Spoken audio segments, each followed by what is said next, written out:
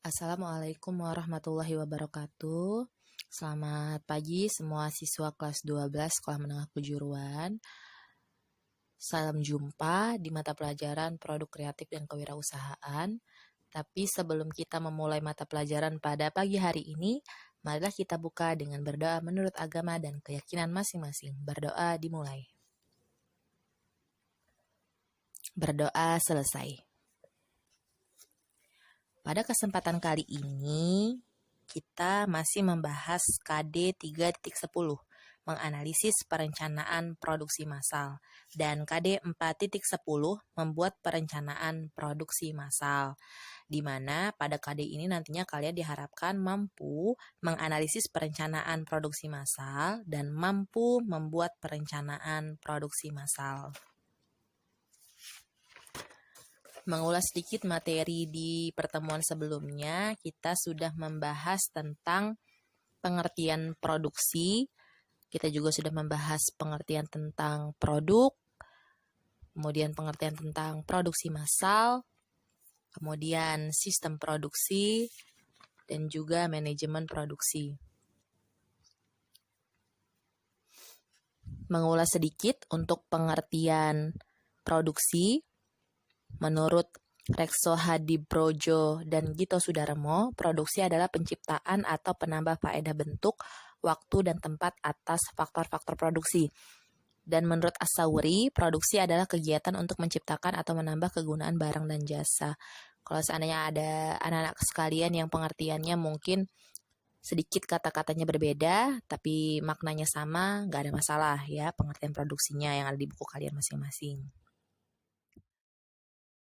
Mungkin sedikit kata-katanya berbeda, tapi maknanya sama, nggak ada masalah ya pengertian produksinya yang ada di buku kalian masing-masing. Sedangkan untuk pengertian produksi massal adalah produksi yang menciptakan atau menambah kegunaan barang dan jasa dalam jumlah yang banyak. Jadi pengertian tadi tinggal ditambah aja dalam jumlah yang banyak. Atau pengertian memang sudah ada di buku kalian masing-masing, ditambah dalam jumlah yang banyak, karena massal itu artinya adalah jumlah yang banyak lebih dari satu.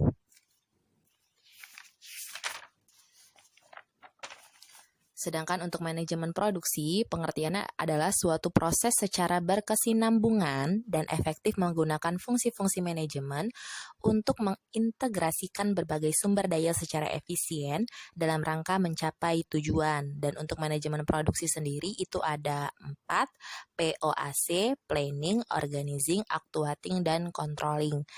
Dan yang akan kita bahas di pertemuan kali ini itu menyangkut tentang planning atau perencanaan. Dan untuk sistem produksi, pengertiannya adalah suatu gabungan dari beberapa unit atau elemen yang saling menunjang untuk mencapai tujuan tertentu. Jadi di dalam perusahaan, di dalam kegiatan produksi itu kan ada beberapa unit-unit.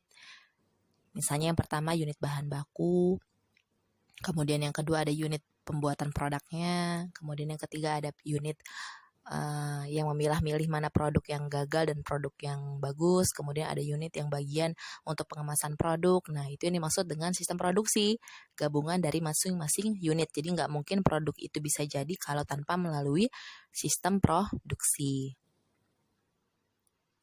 Dan untuk pertemuan berikutnya yang sekarang ini, kita akan membahas tentang perencanaan produksi massal. Seperti yang Ibu bilang tadi ya, di manajemen produksi ada POAC, Planning, Organizing, Actuating, dan Controlling. Kita bahas yang pertama yaitu planning. Silahkan dibuka semua PDF yang sudah Ibu bagikan ke kalian. Yang pertama, pengertian perencanaan produksi. Perencanaan produksi merupakan perencanaan tentang produk apa dan berapa yang akan diproduksi oleh perusahaan yang bersangkutan dalam satu periode yang akan datang. Jadi namanya perusahaan ketika akan membuat sebuah produk itu nggak membuat perencanaan produksi. Kenapa? Karena kita tahu ketika mereka membuat produk berarti ada hal-hal yang mereka korbankan. Pertama dari modal berupa uang misalnya, tenaga, kemudian juga waktu. Sehingga untuk melakukan sebuah kegiatan produksi, mereka harus membuat perencanaan produksi dengan tujuan supaya produksi itu bisa mencapai target yang diinginkan. Sama halnya seperti kalian ketika kalian akan pergi ke suatu tempat, kalian pengen happy, pengen kegiatan itu berjalan dengan lancar, pasti kalian akan membuat perencanaan keberangkatan. Nah, gitu juga dengan perencanaan produksi massal, itu harus ada perencanaannya. Dan untuk jenis-jenis perencanaan produksi, yang pertama ada perencanaan produksi jangka pendek, dan yang kedua ada perencanaan produksi jangka panjang. Produksi jangka pendek itu artinya perencanaan yang kurang dari 1 tahun atau tepatnya 1 tahun ya. Jadi kurang lebih 1 tahun atau boleh kurang dari 1 tahun, misalnya 9 bulan, 8 bulan. Kemudian ada perencanaan produksi jangka panjang. Kalau untuk perencanaan produksi jangka panjang itu melebihi dari 1 tahun, misalnya 1,5 tahun atau 2 tahun atau 3 tahun. Kemudian untuk fungsi dan tujuan perencanaan produksi itu secara umum untuk mengendalikan aliran material ke dalam, di dalam dan di luar pabrik sehingga posisi keuntungan optimal. Tadi seperti Ibu bilang ya, ketika perusahaan akan membuat produk itu pasti ada yang mereka korbankan, misalnya modal berupa uang, tenaga, waktu, ya ide-ide. Nah, sehingga supaya itu semua bisa berjalan dengan lancar, mereka harus membuat perencanaan produksi. Dan untuk rincian dari fungsi tujuan perencanaan produksi bisa dibaca di PDF-nya masing-masing. Itu ada dari A sampai F. Kemudian ada hal-hal yang harus dipertimbangkan dalam perencanaan produksi. Jadi nggak bisa asal-asal aja buat perencanaan produksi ya.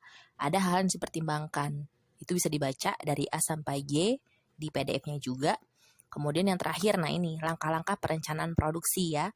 Langkah-langkahnya sebagai berikut. Yang pertama mencari gagasan. Yang kedua seleksi produk. Yang ketiga desain produk. Dan yang keempat menetapkan skala produksi. Begitu. Inilah materi yang berikutnya, yang kedua ya ini ya. Tentang KD 3.10 yaitu perencanaan produksi massal. Dan materi di sini memang agak banyak. Kita akan terus lanjut sampai pertemuan-pertemuan berikutnya. Dan tugasnya dari Ibu Yesi, kalian tolong buat video tentang langkah-langkah perencanaan produksi. Di situ kan ada 4, ada mencari gagasan, seleksi produk, desain produk, dan menetapkan skala produksi. Itu tolong dijelaskan masing-masing maksudnya itu apa. Tolong gunakan video yang menarik ya. Kemudian bisa diedit semenarik mungkin. Misalnya ditambahkan dengan musik di dalamnya nggak apa-apa. Kemudian gunakan bahasa-bahasa yang jelas, bahasa yang mudah dimengerti. Kerjakan karena itu akan mendapatkan poin nilai dari Bu Yesi. Terima kasih atas perhatiannya. Ibu akhiri. Assalamualaikum warahmatullahi wabarakatuh. Tadi tinggal ditambah.